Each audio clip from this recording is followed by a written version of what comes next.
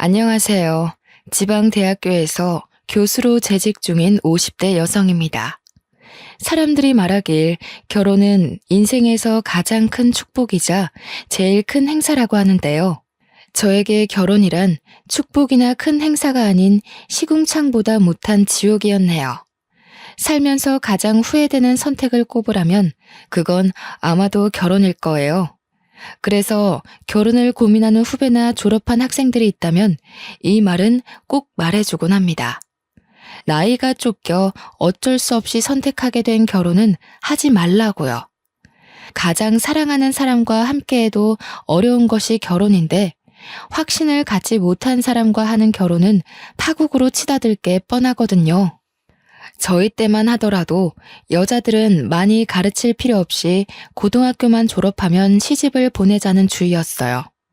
주변에도 보면 고등학교를 졸업한 후 대학교를 진학하지 않고 바로 시집을 가는 것을 심심찮게 볼 수 있었죠. 그렇지만 저는 교수로 일하고 계시는 부모님 덕분에 무사히 대학교까지 마칠 수 있었네요. 부모님께서는 남자 여자 가릴 것 없이 사람은 배워야 성장한다며 공부하는 것을 정말 많이 강조하셨거든요. 그 덕분에 경제적 여유가 없다면 들어가지도 못할 사립대학교에 들어가서 많은 것을 배우고 경험할 수 있었는데요. 고등학교 때까지만 하더라도 통금 시간이 10시를 넘지 못할 정도로 엄하셨던 부모님께서는 대학교를 입학하자 성인이니 마음대로 하라며 통금 시간을 풀어주시더군요. 그래서 마음껏 대학교 시절을 즐길 수 있었네요. 그리고 대학교 2학년이 되던 해 남편을 만나게 되었습니다. 남편은 법학과에 재학 중인 복학생으로 또래 남자들보다 듬직한 면이 있었어요. 묵묵히 뒤에서 챙겨주는 듬직한 모습에 반해 남편과 연애를 시작하게 되었고요. 그리고 연애를 한 지 6개월 후 저희는 평생을 함께하기로 약속을 하게 되었는걸요. 뱃속에 소중한 새 생명이 찾아왔거든요. 임신 테스트기에 두 줄이 뜬 것을 처음 확인했을 때에는 아무것도 하지 못한 채 그저 방 안에 틀어박혀 있었어요. 물론 새로운 생명이 뱃속에 찾아온 것은 큰 축복이었지만 22살이란 나이는 예고도 없이 들이닥친 변화를 받아들이기 힘들었습니다. 아무리 준비를 열심히 했다고 해도 예상하지 못한 사고가 생기는 것이 출산인데 준비는커녕 아직 대학교도 졸업하지 못한 학생에게 큰 부담이 되는 것은 사실이잖아요. 부모님에게 도움을 요청하려고도 해봤지만 도저히 입이 떨어지지 않았습니다. 오히려 부모님에게 임신 사실을 들킬까 헛구역질이 나와도 꾹 참고 입안에 밥숟가락을 쑤셔 넣기 바빴죠. 그러다 용기를 내어 남편에게 임신 테스트기를 건넸어요. 분명 남편 또한 골머리를 앓으며 한숨을 푹푹 쉴 게 뻔했기에 아무 말 없이 점점 심각하게 변해가는 남편의 얼굴을 응시할 뿐이었네요. 그런데 남편은 전혀 예상하지 못했던 말을 했죠. 어차피 결혼을 한다면 저와 하려고 했는데 아이가 생겼으니 미리 하자고요. 깜짝 놀랐습니다. 아직 아무런 준비도 되지 않은 상태에서 결혼을 결심하다뇨. 머릿속에는 가진 것이 하나도 없는 우리 세 식구가 어떻게 살아갈 수 있을까라며 계산을 했지만 마음만큼은 그 어느 때보다 따뜻했어요. 어린 나이에 책임져야 할 새 생명이 찾아왔다는 것에 대해 두렵고 놀랄만도 한 거잖아요. 결혼하자는 남편의 말을 듣자 그동안 녹이 쓴 사슬처럼 엉켜있던 안 좋은 생각들은 단번에 잘려나갔죠. 진심이 담긴 남편의 말 또한 믿기로 했고요. 한편 하나밖에 없는 딸의 임신 소식을 접한 친정은 발칵 뒤집혔어요. 초음파 사진을 내밀자 어머니께서는 머리를 짚으시며 다시 소파에 주저앉기도 하셨죠. 아버지께서는 계속 한숨만 푹푹 쉬셨는데요. 남편은 그에 굴하지 않고 앞으로 저와 뱃속의 아이를 책임질 테니 믿고 맡겨달라고 하더군요. 시부모님 또한 교수로 친정 부모님과 잘 아는 사이였기에 부모님께서는 별다른 반대 없이 저희의 결혼을 허락하셨네요. 시부모님의 올곧은 성품과 남편의 착한 심성이 있었기에 가능한 일이었죠. 결혼 후 저희 부부는 친정 부모님 댁에서 시작을 하게 되었어요. 저희가 나가서 따로 살 돈이 없는 것도 맞는 이유였지만 그보다는 사법고시를 앞둔 남편을 배려하는 차원에서 결심한 일이었죠. 임신을 한다는 것은 생각보다 더 어려운 일이었어요. 뱃속에 새로운 생명이 집을 짓고 산다는 것도 감당할 수 없을 정도로 벅찬 일인데 집안에 틀어박혀 있자니 여간 곤욕이 아니었죠. 남편이라도 곁에 붙어 있었으면 나았을지도 몰랐겠지만 남편은 사법고시 준비로 인해 아침 일찍 나가 잠잘 때가 되어서야 얼굴을 맞댈 수 있게 외로움은 점점 더 커져만 갔어요. 친구들이라도 보면 괜찮을 수도 있었겠지만 동기들은 취업을 하기 위해 공부를 하기 바빴고 더군다나 저는 임신의 휴학까지에 동기들 얼굴 보는 것은 바닥에 떨어진 먼지를 찾는 것보다 더 힘든 일이 되었죠. 공부로 힘들어하는 남편을 볼 때면 뭐라도 해주고 싶었지만 몸이 무거워지니 그마저도 쉽지 않았습니다. 그래서 어머니가 저를 대신해 남편의 아침상을 차려주시며 못난 딸을 대신해 많은 노력을 해주었죠. 일찍 출근을 하시는 날이면 남편 음식만 따로 차리는 가정부를 불러 남편의 식사를 따로 챙겨줄 정도였으니까요. 그러던 중 남편의 밥상을 책임지던 가정부 아주머니께서 개인 사정으로 인해 일을 그만두셨는데요. 가족의 건강과 관련된 일이라 잡을 수도 없었죠. 어머니께서는 한숨을 푹푹 내쉬셨어요. 음식 솜씨도 야무지고 집안 살림도 자기 집처럼 깔끔하게 하는 사람을 어디서 또 구하냐면서요. 하지만 어머니의 걱정과는 달리 가정부는 빠른 시일 내에 구해졌습니다. 새로운 가정부는 반찬 가게에서 일을 해서 그런지 음식 솜씨가 야무진 덕에 입덧으로 힘들어하는 저의 입맛까지 돋구어줄 반찬들을 덤으로 만들어주기까지 했어요. 한 달이 흐른 뒤였습니다. 우물쭈물 거리던 가정부는 공장 기숙사에서 생활하던 아들이 퇴사를 하면서 갈 곳이 없어졌다면서 쪽방에서 아들과 함께 생활해도 되냐고 묻더군요. 일도 꼼꼼하게 잘하고 친절하게까지 한 가정부이기에 부모님에게 직접 말씀을 드렸어요. 부모님 또한 쪽방에서 같이 지내는 것을 흔쾌히 허락하셨고요. 그날 밤 가정부는 고맙다면서 일하는 시간이 끝났는데도 즐겨 먹던 백설기를 손수 만들어 건네주었어요. 마침 배가 고팠던 차라 가정부가 건네준 뜨끈뜨끈한 백설기를 손으로 찢어 먹었죠. 그런데 안방을 둘러보던 가정부는 백설기를 먹는 모습을 보며 혀를 찼습니다. 아니, 근데 아직 결혼한 지 1년도 안 된 새색시방이 너무 훤해서 어째? 마누라 보고 싶어서 일하던 것도 내팽겨치고 와야 될 때인데. 처음부터 부부관계가 이렇게 미적지근해서 어째? 괜히 색심한 고생을 하네. 에휴, 근데 솔직히 나는 색시 남편 처음 볼 때부터 마음에 안 들었어. 사람이 자기 가족 감싸는 푸근한 게 있어야 되는데 생긴 것도 어디 남의 밥 뺏어 먹는 족제비처럼 생겨가지고. 에이, 그이가 얼마나 다정한데요. 지금 시험이 얼마 안 남아서 예민해서 그래요. 이해해야죠. 어디 곱비 풀린 말이 주인 말 잘 듣는 거 봤남? 남자란 자고로 절대 도망 못 가게 고삐를 제대로 당겨야 한다니까. 색시 뱃속에 남편 휘어잡을 수 있는 제일 좋은 고삐가 들었는데 그걸 왜 못 써? 서로 죽고 못 살아도 유지하기 힘든 게 결혼인데 자고로 남자는 잡을 수 있을 때 휘어잡아야 사는 게 편하다니까. 에이, 그런 거 아니에요. 그이가 내색을 안 해서 그렇지 얼마나 잘하는데요. 아이고, 나는 새댁 남편이 잘하는 거 한 번도 못 봤네. 정성이 어디 보이지도 않는 옆구리에 뻗치셨나. 원래 공부 잘하는 놈들이 더 발랑 까진 법이라잖아. 새댁이 속고 있는 거야 지금. 가정부에게서 남편의 뒷담화를 듣고 있자니 솔직히 기분이 좋지는 않았네요. 혀 위에서 미끄러지던 백설기의 맛 또한 퍼석퍼석한 지우개를 먹는 것 같이 느껴졌고요. 싫은 기색을 내비쳤지만 가정부는 계속해서 남편에 대한 뒷담화를 늘어놓았어요. 그러면서 자기 아들에 대한 칭찬 또한 동시에 늘어놓았죠. 아들에 대한 가정부의 자랑은 커다란 포대자루 안에 담아도 넘칠 것만 같았습니다. 절대 끝날 것 같지 않은 가정부의 수다에 이불 끄트머리를 잡아 끌며 침대에 누웠어요. 가정부는 그제서야 쟁반을 가지고 안방에서 나갔죠. 혼자서 생각해 보아도 가정부가 했던 남편에 대한 뒷담화는 정말 기분이 나빴어요. 하지만 곱씹으면 곱씹을수록 가정부의 말이 아예 틀린 것은 아니더군요. 남편이 여자 문제로 속 썩인 일은 없었지만 그렇다고 딱히 저희 가족에게 잘한다는 생각은 들지 않았거든요. 어머니가 쏟는 정성을 남편은 고마워하기는커녕 당연하게 여겼죠. 그뿐만이 아니었습니다. 시험이 다가올수록 남편은 완전히 다른 사람이 된 것처럼 화를 내었고 남편의 날카로운 태도는 가뜩이나 임신으로 예민해져 있는 저에게 큰 충격을 가져다 주었어요.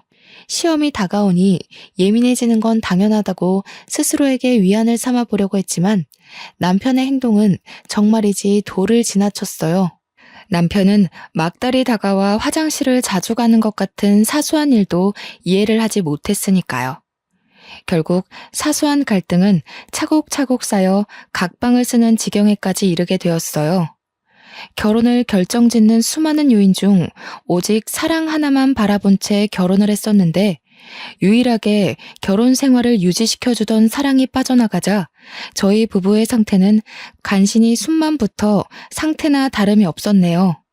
부모님은 남편이 중요한 시험을 앞둬 그런 거라며 이해하라고 했지만 22살이란 어린 나이는 그것을 받아들이기 힘들었는걸요. 그러던 중 남편의 본심을 확인할 수 있는 사건이 터지게 되었습니다.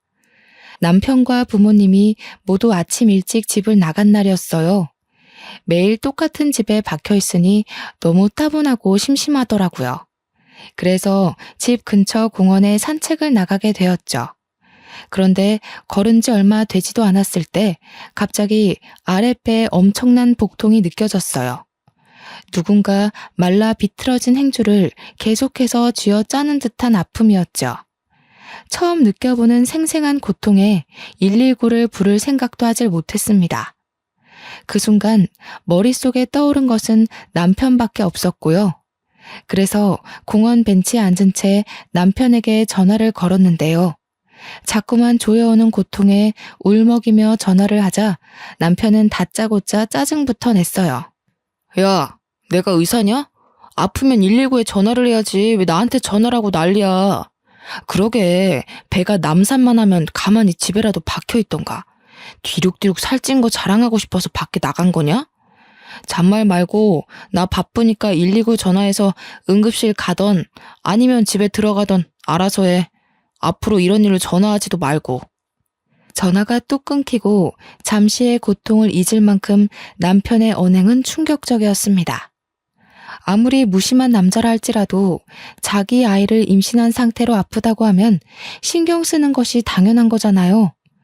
남편의 말이 어찌나 충격적이던지 볼가를 축축하게 적시던 눈물마저 쏙 들어갈 정도였어요. 하지만 이내 아픔은 다시 찾아왔고 어쩔 수 없이 가정부에게 전화를 걸게 되었네요. 가정부는 채 4분도 안 되는 시간 안에 달려왔어요. 옆에는 가정부의 아들이 있었고요. 식은땀을 흘리며 배를 움켜잡고 있자 가정부 아들은 실례하겠다는 말과 함께 저를 번쩍 안아들었습니다. 임신으로 살이 많이 찐 상태로 힘들었을 텐데 가정부의 아들은 힘든 기색 하나 보이지 않았죠. 가정부와 가정부의 아들이 힘써준 덕분에 병원에 늦지 않게 도착할 수 있었는데요. 다행스럽게도 의사는 갑작스러운 움직임으로 배가 뭉쳐서 그런 것일 뿐 유산은 아니니 안심하라고 하더라고요. 그 말을 듣자 팽팽하게 당겨졌던 신경이 풀어지는 것을 느꼈어요. 옆에 있던 가정부 또한 덩달아 안도의 한숨을 내쉬었고요. 아이고 천하의 매정한 놈. 자기 새끼 가진 마누라를 이렇게 천대하나? 색시, 아무래도 이 결혼 잘못한 것 같아. 지금도 이렇게 천대를 하는데 나중에 색시가 나이 먹어서 아플 때도 제대로 들여다보기나 하겠어? 애 생각해서 참고 산다 생각하지 말고 이참에 이혼해버려. 평생 옆에 두고 속 끓일 바에는 깔끔하게 갈라서는 게 낫지. 가정부의 아들은 툭툭 가정부의 팔꿈치를 쳤습니다. 그만하라는 뜻이었죠. 무뚝뚝한 얼굴로 작은 것까지 세심하게 배려하는 남자를 보자 그동안 남편이 얼마나 무심했는지 다시 한번 깨닫게 되더군요. 택시에서 내린 후에도 가정부 아들은 계속해서 몸 상태를 걱정하며 자신의 등에 업히라고 했어요. 가정부 아들의 등은 참 넓고 따뜻했는데요. 가정부 아들에게 감사한 마음을 느끼는 한편 남편이 원망스럽기도 했네요. 결혼을 한다면 다른 남자가 아닌 남편이 업어줄 거라고 생각했거든요. 가정부에게 자초지종을 들은 부모님께서는 화들짝 놀라시며 평소보다 이른 시간에 퇴근을 하고 집에 돌아오셨어요. 집안에 있던 온 식구들은 한데 모여 몸 상태를 걱정해 주었습니다. 남편 한 사람만 빼고 말이에요. 남편은 자정이 넘는 늦은 시간이 되어서야 집에 들어왔는데요. 몸 상태를 걱정해주기는커녕 다짜고짜 아이가 태어나면 유전자 검사를 하자고 말하더군요. 황당했습니다. 갑자기 유전자 검사라뇨. 그래서 왜 그런 거냐고 되묻자 남편은 제 뱃속에 있는 아이가 자기 자식인지 의심스럽다고 했어요. 당신 그게 무슨 말이야? 당신이 애 아빠가 아니면 뱃속에 있는 애 아빠는 누군데? 그러니까 당당하면 검사해보자니까. 어려운 거 아니잖아. 그냥 확인 한 번만 시켜주면 되는 걸. 뭘 그렇게 화를 내? 유전자 검사에서 내 자식인 거 나오면 아무 문제 없잖아. 당신 그럼 설마 지금까지 나 의심하고 있었던 거야? 어떻게 그럴 수가 있어? 나한테 남자는 지금까지 당신 하나밖에 없다는 거 세상 사람들이 다 아는데 이제 와서 의심을 한다고? 봐봐. 지금도 찔리는 게 있으니까 아무 말 못하는 거잖아. 순진하게 생긴 얼굴에 속아서 내가 코를 꿰었지. 내 다리 걸고 넘어지고 싶어서 일부러 다른 남자에 임신한 거일 수도 있지. 볼품없는 네 인생에 변호사 남편 만나는 게 쉬운 일은 아닐 테니까. 진짜 변호사 남편이 가지고 싶었으면 아직 사법고시도 못 치른 당신이랑 사귀는 게 아니라 죽이 되든 밥이 되든 변호사들이랑 맞선을 받겠지. 뱃속에 아기까지 책임지겠다고 큰 소리 뻥뻥 칠 때는 언제고 갑자기 이러는 이유가 도대체 뭔데? 갑자기 가장의 책임도 남편의 책임도 내던지는 남편의 태도가 참 궁금했습니다. 처음부터 막대 먹었으면 놀라지 않았겠지만 세상 제일 다정하던 남편이 갑자기 처음 보는 사람인데도 더 냉랭하게 굴다뇨. 말이 안 되잖아요. 그래서 꼭 이유를 알아야 했죠. 교수 집안이라고 해서 떨어질 떡이라도 떨어질 줄 알았는데 이건 뭐 떡이 아니라 떡 부스러기도 안 떨어지니. 변호사만 되면 어떻게든 변호사 사위 모셔가겠다고 내놓으라는 재벌집에서 선짜리 들어올 텐데 너무 억울해서. 나도 너네 집이 개털 날리는 집인 줄 알았으면 장가 안 왔지. 그동안 진심이라고 생각했던 남편의 태도는 모두 돈을 노리고 만들어진 가짜였던 것이죠. 길 가다 맨홀 구멍 아래로 떨어진다 해도 남편에게 받은 충격보다는 덜할 것 같았어요. 지금까지 인생의 동반자라고 믿어 의심치 않았던 남편의 실체가 사람을 돈만 보고 판단하다뇨. 시커먼 남편의 실체를 알게 된 후 부부관계는 회복할 수 없을 정도로 나빠졌는데요. 고작 5개월이란 시간 동안 죽고 못 살았던 남편과 죽이고 싶을 정도의 앙숙이 되다니 결혼이라는 것이 참 우스웠네요. 사기꾼인 줄도 모르고 남편에게 홀려 임신까지 한 스스로가 너무 한심하게 느껴졌어요. 죽을 줄 모르고 불길에 뛰어드는 나방과 별반 다를 게 없었으니까요. 부부의 관계가 틀어진 것과 별개로 시간은 잘만 흘러갔고 남편은 공들여 준비한 사법고시에 보기 좋게 떨어졌습니다. 남편은 이것 또한 저의 탓으로 돌렸어요. 제가 재수가 없어서 떨어진 거라면서요. 결국 배려라고는 눈 씻고 찾아볼 수 없는 남편에게 이혼을 신청하게 되었습니다. 남편 또한 저 같은 여자와 더 이상 살 수 없다며 이혼을 흔쾌히 받아들였고요. 이혼 후 아무것도 먹지 못할 만큼 힘든 시간을 보냈어요. 하지만 힘든 몸과는 다르게 뱃속에 있는 아이는 무척무척 자라만 갔죠. 아이는 쌀이 눈이 쏟아지는 추운 겨울 세상에 나오게 되었죠. 부모님은 고생했다면서 손수 끓인 미역국을 떠먹여 주셨는데요. 함께 해주는 부모님을 보면 감사하다가도 태어난 아이들 사진을 보며 기뻐하는 다른 남편들을 볼 때면 눈물이 핑 돌았네요. 이혼한 저는 절대로 느낄 수 없는 기쁨인 거잖아요. 부모님께서 출근을 하시는 날이면 부모님을 대신해 가정부가 수발을 들어주었어요. 그리고 가정부 올 때면 함께 따라오던 남자는 퇴원일이 되자 품에 꽃다발을 안겨주었습니다. 건강하게 아이를 낳은 것을 축하한다면서요. 전 남편에게는 받지도 못했던 꽃다발을 받자 눈물이 핑 돌더군요. 울적했던 기분 또한 나아지는 것 같았고요. 그 후에도 가정부 아들은 자신이 자처해 같이 병원을 가는 등 비어있는 남편의 역할을 대신해 주었어요. 알뜰살뜰하게 저희 모자를 챙겨주는 가정부 아들 덕분에 닫혀있던 마음을 조금씩 열게 되었죠. 그 따뜻한 마음에 힘입어 다시 복학을 하게 된 것이고요. 육아와 학업을 병행하는 것은 정말 힘든 일이었어요.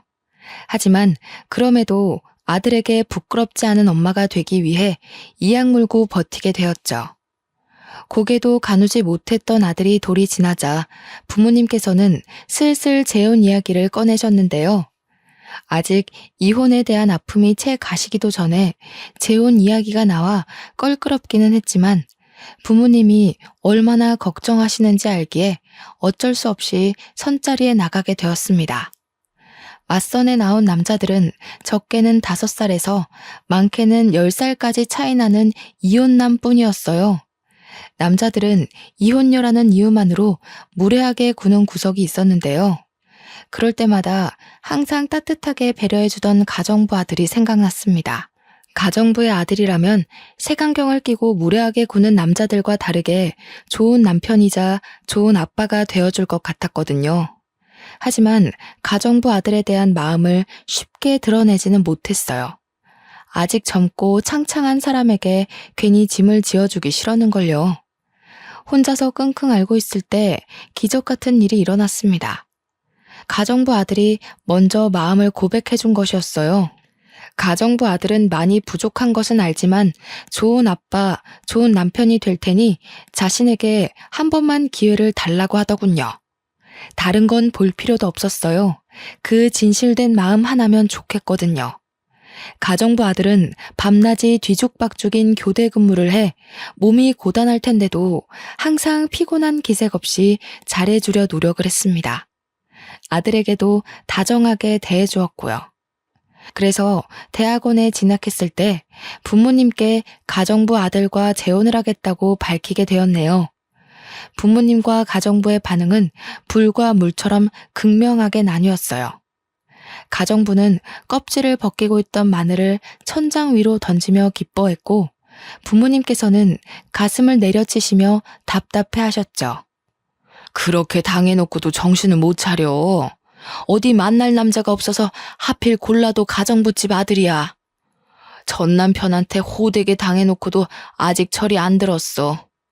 저 자식이랑 정 결혼하고 싶으면 우리랑 영 끊고 호연이도 놓고 맨몸으로 나가서 살아라. 듣자 하니 기분이 썩 좋지는 않네요.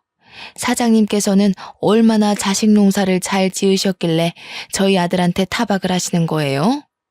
제가 아무리 남의 집에서 식모살이 하면서 힘들게 산다고 해도 우리 아들 애 딸린 이혼녀한테 시집 보낼 만큼 머리 빈 짓은 안 하거든요. 아무리 우리 딸이 애 딸린 데가 이혼을 했다고 해도 이건 급이 안 맞아도 너무 안 맞죠? 아줌마는 눈 없어요? 딱 보면 알 수 있잖아요. 서울에서 내놓으라는 대학원 나와 몇 년 있으면 대학 교수 될 사람이랑 밤낮 없이 자동차 공장에서 일하는 아줌마네 아들이랑은 당연히 차이가 있죠. 앓는 소리 하면서 하도 봐달라고 해서 아들까지 집에 들어오게 해줬더니 아줌마는 도대체 아들 단속을 어떻게 한 거예요? 얼마나 우리를 물러봤으면 주제 파악도 못하고 주인집 딸한테 찍적거리냐고요. 됐어. 당신은 상대도 하지 마. 경우 없는 집안이랑 엮이는 건 한 번이면 족하지. 일할 가정부는 많아. 쫓아내고 다시 들이면 그만이야. 아이고, 누가 겁낸 줄 알고? 나도 우리 아들 천대하는 이런 집구석에서는 일 못하지. 나가도 내 발로 나갈 거니까 털끝 하나 건드리지 마요. 참나, 자기들은 얼마나 잘났길래 남의 집 살이 좀 한다고 무시나 해대고. 마음씨를 그렇게 거지같이 쓰니까 딸도 이상한 사람이랑 엮여서 이혼녀 딱지나 이마에 떡하니 붙이고 있는 거 아니에요. 양가 부모님의 반대로 결국 결혼은 무산되었어요. 그뿐만이 아니었습니다. 3년 넘게 저희 집에서 일하시던 가정부는 큰 모욕에 감정이 상한 듯 다짜고짜 쪽방으로 달려가 짐을 챙기기 시작했어요. 아버지께서는 몇십 년 전 끊었던 담배를 다시 피우셨고요. 또 한 번 부모님께 실망을 안겨드렸다는 죄책감과 그럼에도 사랑하는 사람과 다시 한번 살아보고 싶다는 마음이 충돌하여 머릿속은 복잡해졌네요. 어머니께서는 차라리 없는 자식 칠 테니 나가서 살라며 집에서 내쫓으려고까지 했는데요. 그때 다시 한번 느끼게 되었습니다. 부모님께서 아무리 반대한다고 해도 가정부 아들과 가정을 꾸리고 싶다고요. 그래서 부모님께서 정반대하신다면 부모 자식 간의 인연을 끊은 채 밖에서 살림을 차릴 생각까지 했네요. 정말 불효녀 같은 짓이었죠.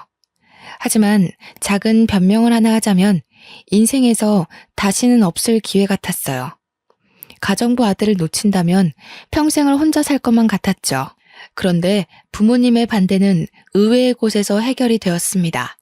바로 아들이었어요. 어른들이 난리를 피우는 사이 아들은 가정부 아들에게 달려가 아빠라고 부르며 안겼거든요.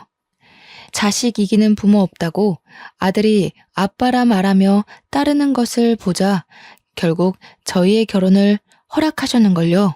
남편은 돌아가신 시아버지가 남겨놓은 빚 때문에 저는 대학원을 졸업한 지 얼마 되지 않았기 때문에 서로가 돈이 없는 상태였어요. 지갑 사정을 뻔히 아시는 부모님께는 친정과 가까운 곳에 있는 아파트에 신혼집을 차려주라고 하셨는데요. 저희 부부는 친정 부모님의 지원을 한사코 거절했습니다. 부모님의 가슴에 2번씩이나 상처를 낸 주제에 지원까지 받는다면 너무 염치가 없을 것 같았거든요.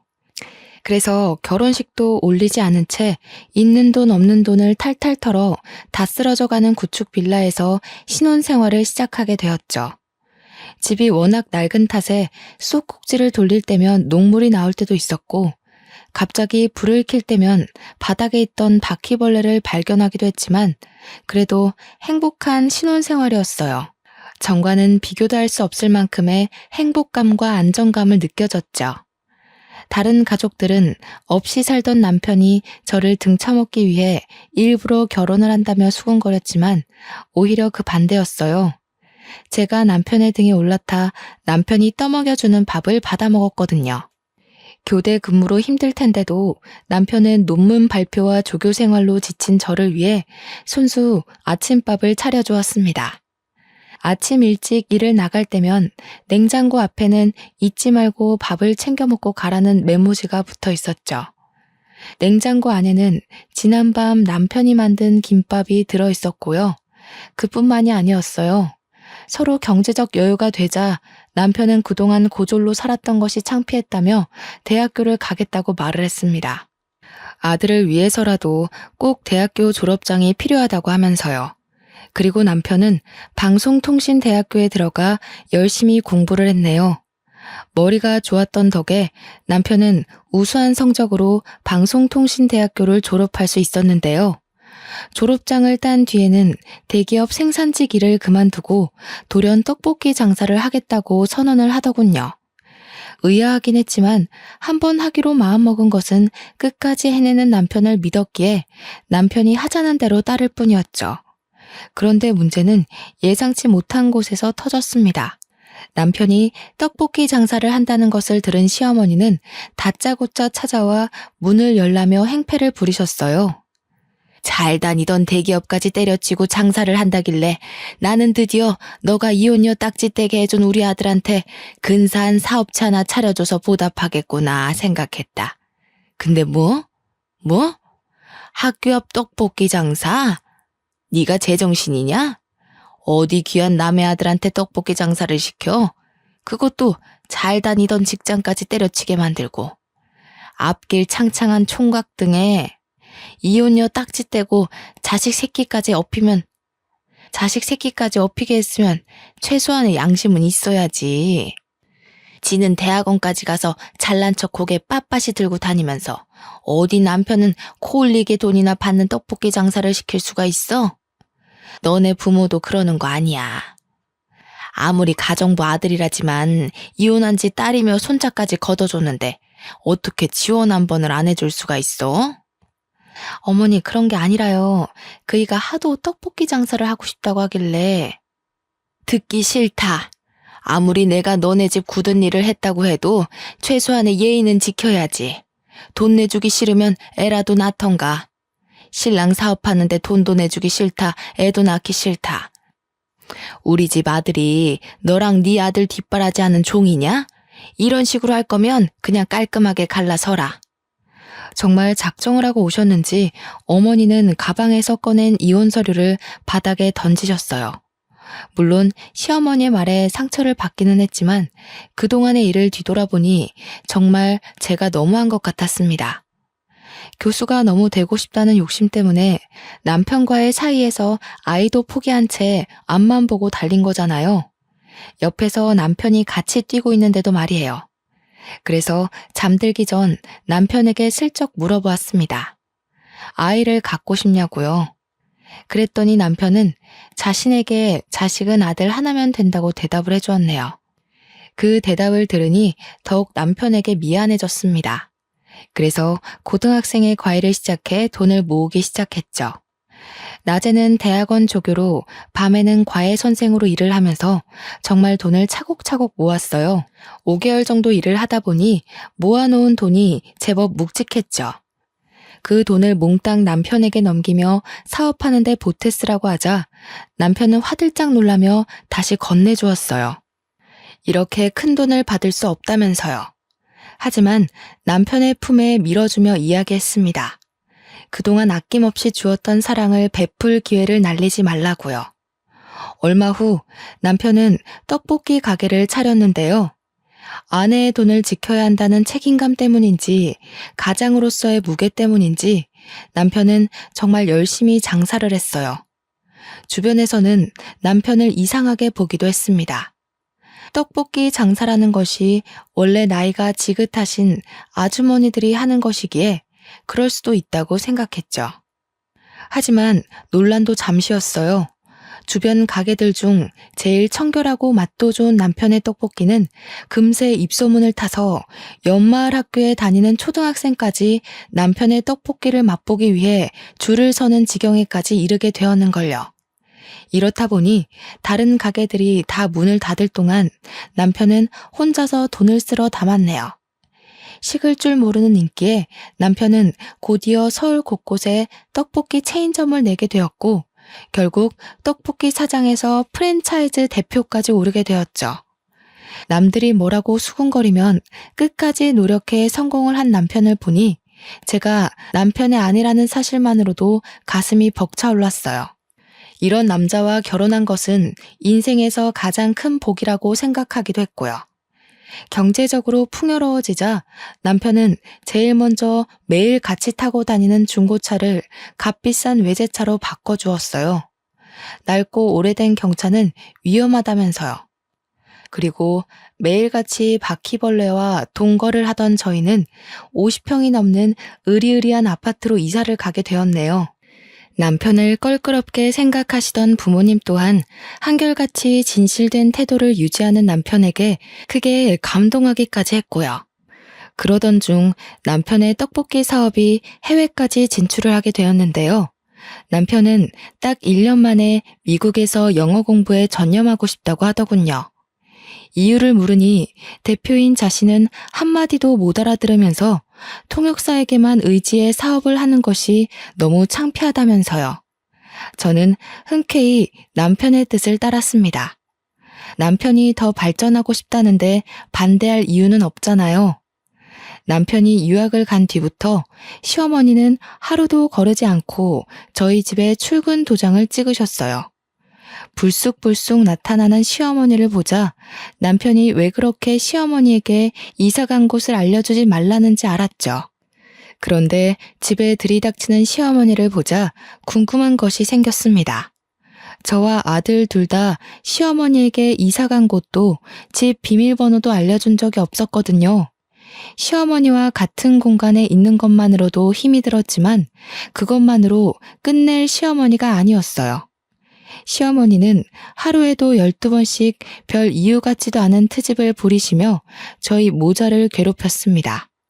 때마침 부모님 또한 해외로 나간 상태이고 유일한 방패막이었던 남편 또한 해외로 나간 탓에 고삐 풀린 시어머니를 제지할 사람은 아무도 없었는데요. 시어머니의 구박은 며느리인 저에게만 향하는 것이 아니었어요. 어떻게든 우리 아범 등에 빨대 꽂을 생각만 하고 얼마 전에는 우리 아범한테 차도 받았다지? 이제 보니 뻐꾸기 새끼가 아니라 독품은 독사 새끼가 따로 없구나. 우리 아들한테 남의 지 새끼도 키우게 했으면서 염치도 없이 네가 뭐라고 그 차를 받아? 어머니, 아무리 친손자가 아니라도 그렇지 말씀이 너무 지나치신 거 아닌가요? 아직 20살밖에 안 되네요. 아직 다 자라지도 않은 애 마음에 생채기를 내셔야겠어요. 그리고 그 차는 아범 차가 아니라 제 차예요. 차 바꾼 김에 타고 다니라고 준 거예요. 아이고, 시애미가 군말 없이 가만히 있으니까 앞도 못 보고 다니는 신봉사인 줄 아는 거냐? 아범은 어쩌다가 이런 독사 같은 것한테 홀려서 청춘 바쳐 돈 바쳐 가면서 한평생을 날렸는지. 나는 아직도 네 부모가 우리 아들 내팽개치던 것만 생각하면 불화가 치밀어서 잠을 못 잔다. 근데 정작 장본인은 우리 아범이 벌어다 준 돈으로 호의호식하면서 시엠이 몰래 금태두른 둥지로 이사를 가? 우리 아범한테 조금이라도 미안한 마음이 있거든. 당장 네 자식 새끼 데리고 우리 아범 앞에서 사라져라. 너만 없으면 우리 아범 얼마든지 더 좋은 여자로 새 출발할 수 있어. 시어머니는 저희 모자를 파렴치한 도둑 취급을 했습니다. 시어머니는 남편이 애초에 누구 때문에 아까운 청춘을 날렸는지 모르는 눈치였어요. 그래서 지금까지 속으로만 생각하던 말을 쏘아붙인 거고요. 어머니, 말씀은 바로 하셔야죠. 애초에 그이가 좋은 청춘 다 날려가며 대학교 문턱에도 못 가고 잠 못 자가면서 공장에서 일하던 게 누구 때문인데요. 다 어머니가 이 남자 저 남자 만나면서 그이 돈 까먹어서 그런 거잖아요. 아버님이 남긴 집도 두 번째로 결혼한 남자 도박빚 갚아준다고 홀랑 날려먹으셨다면서요. 어머님, 한 번이라도 그이 마음 생각해 보셨어요?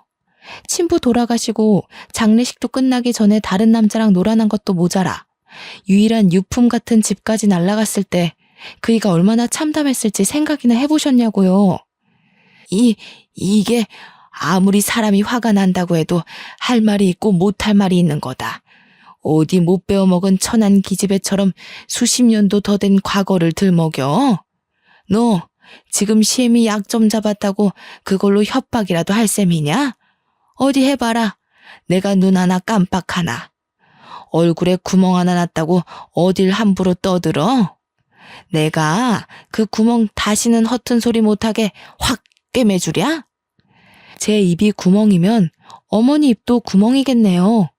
며느리 앞에서 할 말 못할 말 구별도 못하고 생각나는 대로 내키는 대로 아무 말이나 함부로 하시니까요. 다른 사람들 다 멀쩡한 총각 인생 망쳐놓은 애 딸린 유부녀라고 손가락질해도 되지만 어머님은 그러시면 안 되죠. 하나밖에 없는 아들, 좋은 시절 젊은 시절 다 날려버리게 만든 사람이 누군데요. 어머님이잖아요. 옛날 생각해서 어머님이랑 어떻게든 잘 지내보려고 노력했지만 이제는 안 그럴 거예요. 하나밖에 없는 소중한 자식 마음 다치게 하면서까지 어머님한테 머리 숙이고 싶지 않으니까요. 걱정이 밀려올 줄 알았지만 그동안 쌓아왔던 모든 것을 털어내서인지 편안하기만 했습니다.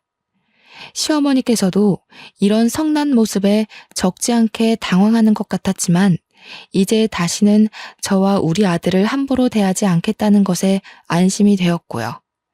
시어머니는 곧이어 남편이 올 때까지 한 발자국도 못 움직인다고 했어요. 그래서 바로 남편에게 연락을 남겼죠. 미국은 이미 늦은 시간일 것이 분명한데도 시어머니와 관련된 일 때문인지 바로 연락이 오더군요. 남편에게 연락이 닿자마자 시어머니는 서럽다는 듯이 엉엉 울며 없는 말까지 덧붙여 남편에게 일러 바쳤습니다. 효자 아들이던 남편이 이번에도 자신의 편을 들어줄 거라고 생각하셨던 거죠. 하지만 남편은 단호했는걸요. 가르쳐 주지도 않은 집에 쳐들어가 행패를 부른 것은 시어머니라면서 다시는 저 아들을 괴롭히지 말라고 경고를 날렸거든요. 처음 있는 남편의 단호한 태도에 시어머니는 몹시 놀란 눈치였어요. 남편의 말이 효과가 있었는지 그 후로는 시어머니의 간섭 없는 편안한 나날들을 보내게 되었네요. 남편이 없는 생활은 단순했답니다. 수업이 있는 날은 대학교로 가 강의를 하고 강의가 없는 날에는 밀린 집안일을 하고 논문을 쓰면서 하루하루를 보냈죠. 아무런 문제 없는 평온한 날이 이어지다 보니 비어있는 남편의 옆자리가 참 그립더군요. 아직 1년이 채 안 되었지만 보고 싶으니 빨리 한국으로 돌아오라고 어리광을 부리고 싶을 정도로요. 하지만 그랬다가는 남편이 다시 한국에 돌아올 것을 알기에 혼자서만 꾹 참으며 보고 싶은 마음을 감춰왔네요. 그러던 중 뜻밖에도 시어머니에게서 먼저 연락이 왔습니다. 큰 싸움이 있고 2달 만의 만남이었어요. 집 근처 카페로 가자 시어머니께서는 다짜고짜 이혼 협의서를 내미셨죠. 깜짝 놀라며 이혼 협의서와 시어머니를 번갈아 가면서 보았는데요. 시어머니는 사인부터 하라는 양 서명란을 툭툭 가리키셨어요. 불려우 같은 것이 우리 아들을 어떻게 홀렸는지는 모르겠지만 그만하고 이혼해라. 이 정도 뽑아먹었으면 됐지 뭘 더 바래? 그건 결혼 당사자들끼리 선택할 문제지 어머니가 나서서 재촉하실 일이 아닌 것 같아요. 저희 부부 어머님 뜻대로 이혼할 일 없으니 이건 그냥 쓰레기통에 버리세요. 가방을 챙기는데 시어머니께서는 사진 한 장을 내시셨어요. 깜짝 놀랄 수밖에 없었습니다. 사진 속에는 딸뻘 정도 되어 보이는 젊은 여자와 남편이 와락 안고 있는 모습이 찍혀 있었거든요. 사진을 내민 시어머니께서는 뭐가 그리 기세가 등등한지 팔짱까지 끼며 이혼 서류에 도장을 찍으라는 듯 눈짓을 하시더라고요. 우리 아들 마음 떠난 지 오래인 것 같은데 이래도 이혼을 안 할 셈이냐?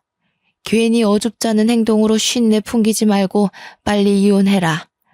아범도 아범이지만 마음 떠난 남자 껍데기 붙잡고 살아서 뭐 좋을 게 있겠니? 똑똑한 머리로 잘 생각할 거라 믿는다. 눈앞에 펼쳐진 사실을 믿을 수가 없었어요. 일평생 저만을 바라보던 남편이 갑자기 바람이라뇨. 이 순간 제일 미운 것은 제 자신이었습니다. 아닐 거라고 정말 굳건하게 믿고 있기는 했지만 마음 한구석에는 늙고 다른 남자 애까지 딸린 여자보다는 젊고 예쁜 여자가 좋을 수도 있겠다고 생각했거든요. 그래서 남편에게 직접 전화를 하기로 했어요. 당사자한테 물어보는 게 제일 빠르잖아요. 점점 급해지는 마음과는 다르게 남편은 자꾸만 전화를 받지 않았어요. 남편의 연락 두절에 마음은 점점 불안해지기 시작했죠. 그러던 중 모르는 번호로 전화가 왔는데요. 당연히 남편일 거라고 생각을 하고 전화를 받았습니다. 하지만 전화의 주인은 남편이 아닌 남편의 내연녀이더라고요. 내연녀는 남편이 자신과 새 출발을 할 수 있게 이혼하라고 협박조로 말을 했죠.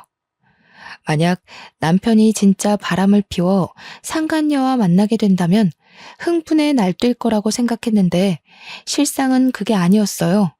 화조차 나질 않았네요. 힘들 때 옆을 지켜주던 남편의 바람은 용서할 수 있었지만 잘 살고 있는 남의 가정을 파탄낸 것도 모자라 새까맣게 타버린 속을 벅벅 긁는 상간녀를 도저히 참을 수 없었어요. 어떻게 해서든 상간녀에게 복수를 하기로 마음먹은 머리는 그 어느 때보다 냉정하게 돌아갔고요. 그래서 제일 유명하다는 이혼 전문 변호사를 찾아갔죠. 그런데 이혼 변호사를 만나는 순간 벼락이 떨어지는 충격이 온 몸을 덮쳐왔네요. 변호사는 바로 전 남편이었거든요. 수준 떨어지는 놈 만나서 지 딸뻘 되는 애랑 기싸움하는 당신이나 마누라 내비두고 바람피는 놈이나 아주 환상의 부부네. 전 남편은 저희 부부 사이를 비웃었는데요. 정말 쥐구멍이라도 있으면 숨고 싶다는 생각이 들었습니다. 가장 숨기고 싶고 창피한 일을 제일 들키고 싶지 않았던 사람에게 들킨 거잖아요. 그런데 놀라기도 전 남편은 이상한 말을 해오더군요. 제가 오기 전 시어머니가 미리 이혼 상담을 받으러 왔다고요. 온몸에 소름이 끼쳤어요. 아무도 모르게 저희 부부를 갈라놓을 궁리를 하고 있던 거잖아요.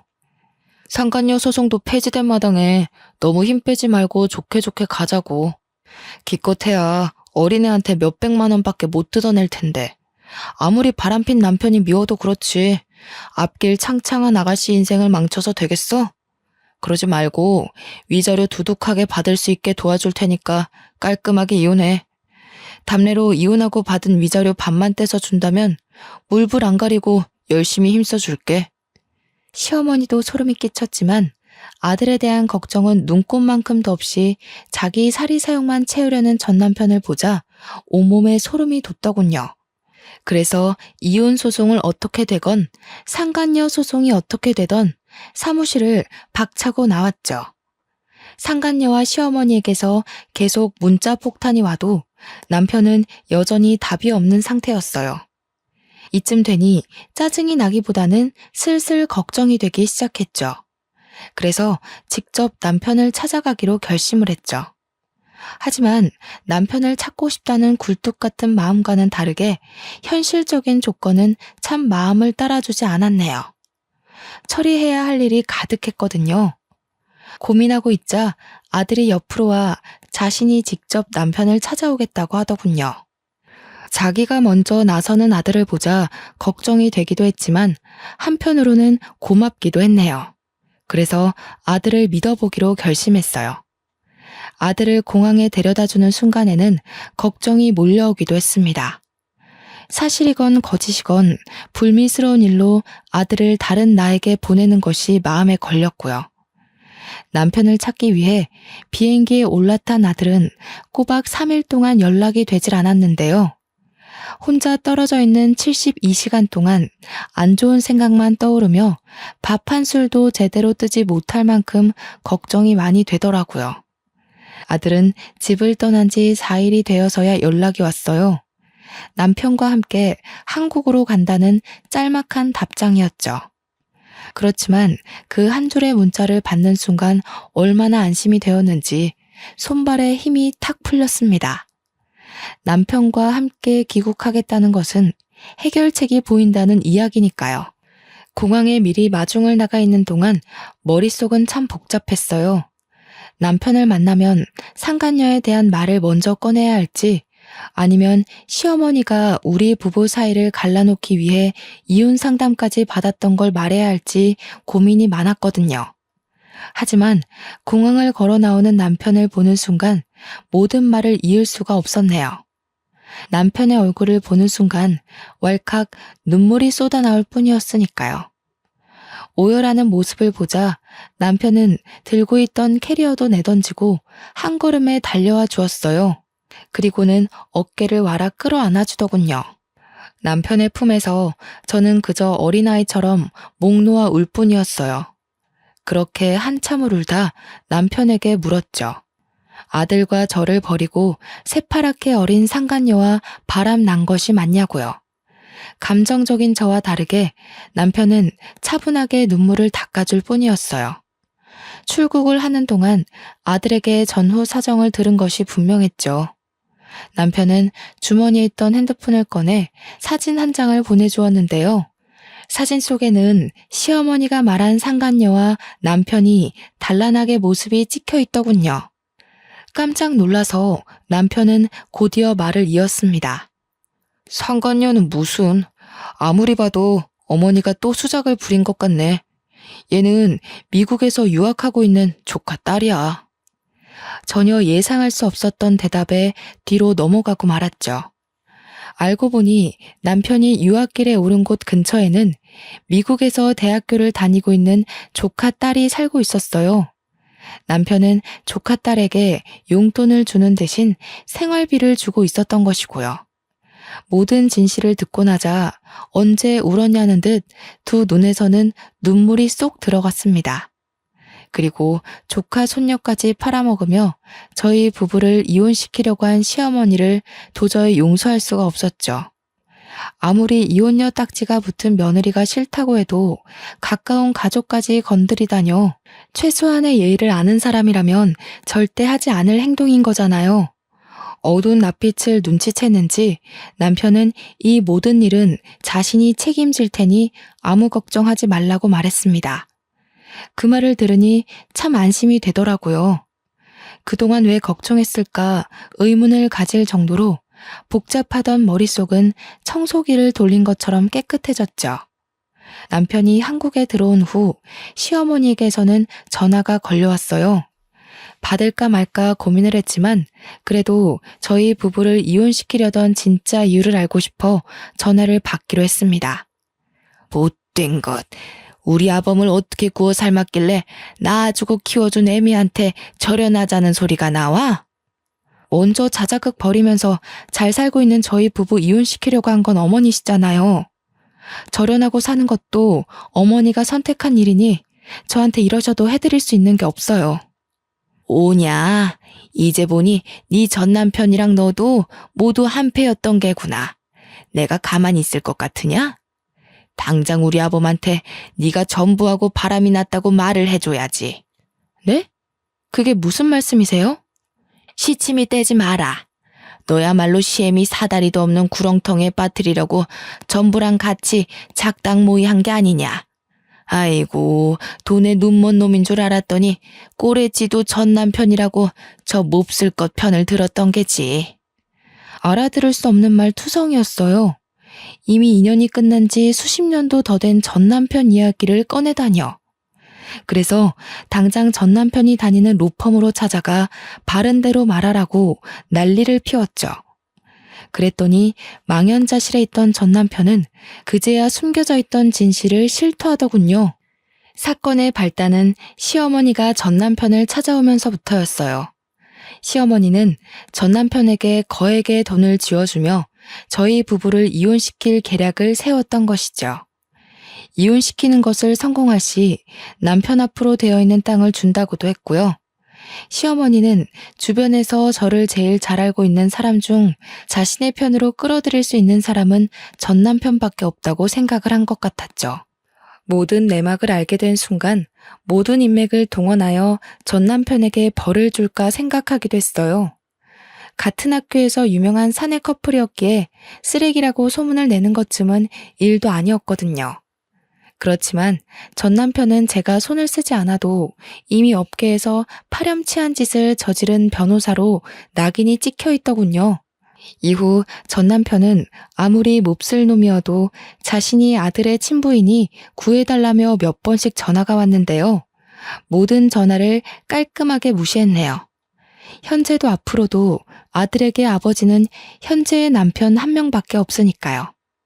이혼 자작극을 벌인 시어머니는 남편이 다달이 지급하던 생활비까지 끊자 그제서야 상황의 심각성을 알게 된 것 같았어요. 하지만 이미 때는 많이 늦은 상태였죠. 그 후 시어머니는 몇 번이나 찾아와 사과를 했는데요. 남편은 단호했어요. 기본적인 생활을 할 수 있을 만큼의 생활비와 자식된 도리만 할 뿐이었거든요. 시어머니는 이전과 같은 사치스러운 생활을 할 수 없다는 것에 큰 절망을 느끼는 것 같았어요. 그렇지만 제가 할 수 있는 것은 없었네요. 모든 것은 자신이 선택한 길이었으니까요. 모든 것을 해결한 후 저희 부부는 각자의 위치에서 열심히 살려고 노력 중이에요. 남편은 잠도 줄여가며 일할 만큼 바쁘게 지내는 와중에도 결혼 기념일을 잊지 않고 꽃다발을 선물해 주었는데요. 힘들 때나 기쁠 때나 한결같이 사랑을 주는 남편이 옆에 있는 것이 얼마나 기쁜지 표현할 방법이 없네요. 아무리 가장 사랑하던 사람이라고 해도 한평생 살다 보면 지겨워지기 마련이라고 하는데요. 저는 다음 생에도 어렵게 돌아가지 않고 처음부터 남편을 만나 도란도란하게 살아가고 싶습니다. 제 인생의 가장 큰 축복은 남편을 만난 것이니까요. 지금까지 제 사연 들어주셔서 감사합니다. 여러분도 좋은 인연 만나서 행복하시길 바랄게요.